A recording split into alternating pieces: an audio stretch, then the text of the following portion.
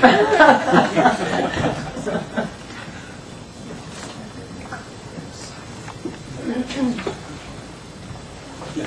evening.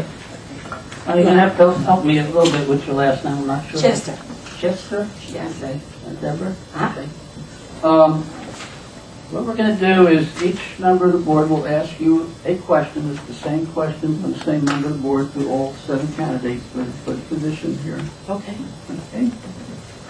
And I will start myself. Please introduce yourself and share with us why you wish to serve on the board. Do I have a time? Just like No, minutes. we have an Obviously. overall time slot. I think we'll be Okay. fine. My name is Deborah Chitester. I am a bilingual speech-language pathologist. I have my own company, Second Language Literacy Learning Connection. I am a relatively new mother. That's my biggest accomplishment.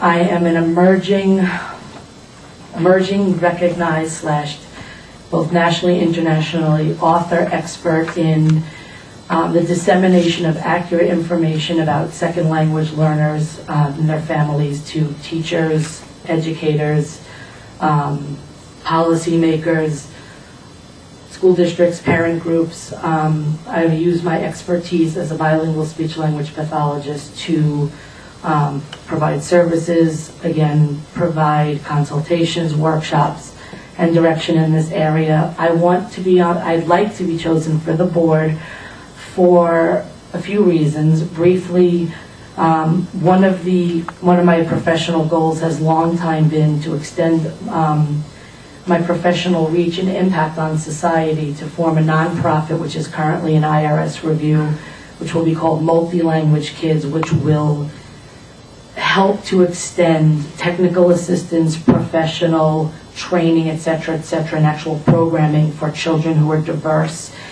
In doing so, I will have a board, obviously, and I feel that there are skill sets that I have emerging as an entrepreneur that will lay the foundation, but that practice additional experience in this manner regarding the knowledge that I've gained about budgets, business matters, fiscal matters may behoove, in a bi-directional capacity, etc. I don't know. Is that okay?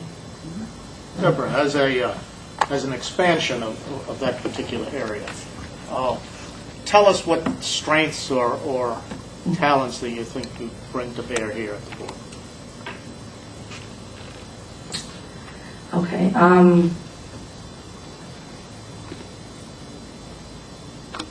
I guess in the years, the 15 years before I went out on my own, worked in and around many school districts, Head Starts, mostly in New York, where at times I said, if only I would have been at that table or at that meeting to impact the policy that may have made the difference for this family or for this child with regard to services or the amount of services that are needed, or the support of teachers that may have been needed at that particular time with regard to differentiated learning or inclusionary practices. This might have made a difference. And I'm very passionate. I mean, usually when I review workshop reviews and I get feedback, the word that comes out over and over is that I have the knowledge, but I have the passion to make the audience member sit there and really say, wow, this makes sense. And this is something that we should consider, because I would like to think that I bring forth credible evidence when I have strong beliefs regarding various things. Thank you. You're very welcome. Good evening, and thank you for your interest. What is your background and experience with service to our schools and to the community? To the schools, none. I have done nothing. But I will disclose, in case anybody's aware, about 2 months ago, before I even became aware of this opening, I probably made the school district aware of some products of my business. Okay. That's it. To the people personnel office, to the community.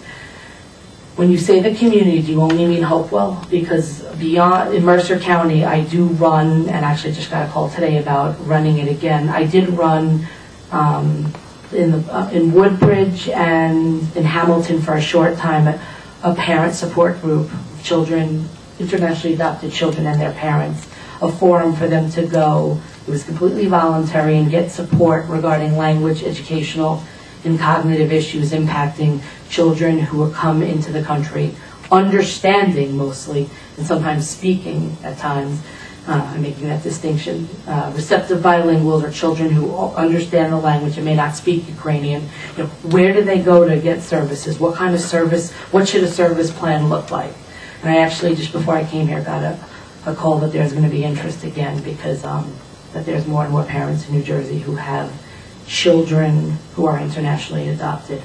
With regard to community service beyond that, that is unpaid, I would basically say periodically, less so now, but because of time, I have provided advocates in the Mercer County and Middlesex County area direction regarding representation of children's needs at IEP meetings.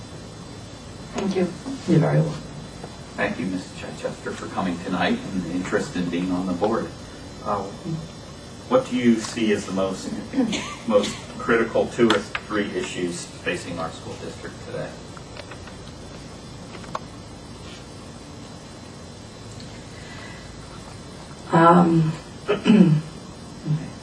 Now this is a little bit more difficult, only because my child is too young to go facing this to school yet in the school district. But I guess specifically, probably as most districts face, not having enough money to do what they need to do, and knowing how to. And this is the trick in a non-public in a nonprofit entity for a school district and LEA, is knowing how to do magic at times when budget cuts are increasing, and how to know when and where and how to delegate funds so that effective service delivery and education and essentially the proliferation of literacy for all may result.